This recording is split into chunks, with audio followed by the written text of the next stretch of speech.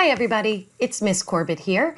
It's about 12:30 p.m. on Tuesday, September 29th, and I have finished reviewing the work in Module 6, so it's time for a brief, this one's going to be brief, class notes video.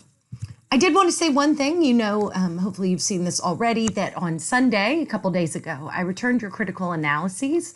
If you have not gone in and read my comments, please do so. It's not just the rubric that you'll want to look at. You'll want to look at the actual comments I wrote in the margins of your essay. For the most part, we did really well on these. There were some places where we kind of struggled with what an analysis is really doing. When we're looking at an analysis, we want to be looking closely at the text to draw conclusions that aren't explicit in the text. So the fact that, for instance, Dr. Shepard is a doctor, we don't need to analyze the text to know that, right? The book tells us that. So what we're trying to do is learn things that we can't know just from reading the book, right? The book doesn't just come right out and say. So some of us struggled with that part of it. But for the most part, we did some really interesting analyses of character, and I really enjoyed reading them. And then this past week, we started Module 6, our second unit. We started to learn a little bit about hard-boiled, that style, a very important style in the development of detective literature. But of course, as I said before, one we spend relatively short amount of time on, just simply because it's a very American-centric genre. But you got to read some stories, not just American ones, that fall into the hard-boiled kind of aesthetic and genre. You read those, you did a video quiz on hard-boiled, you did a discussion board. A lot of us, I was really interested in what y'all had to say, a lot of really interesting points and things you're noticing. And then in the reading journal, we got to look at that style stuff, the voice and style and tone and sentence level concerns with a piece. And I really enjoyed reading those as well. You're paying attention to the language in those journals, and that's what's really important.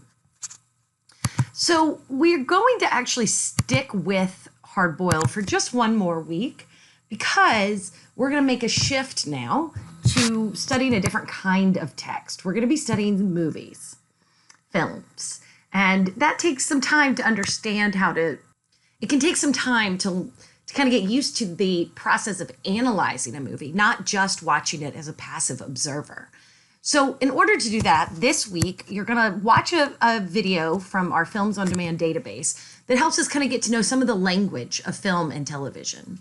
You're going to take a quiz on that, and then you'll get a guide for reading films and a note-taking guide. This is something I recommend, saving to your computer and using to fill in, or as a guide to kind of what notes to jot down. These are things that are going to be helpful for assignments later on, either within the module or farther down the line.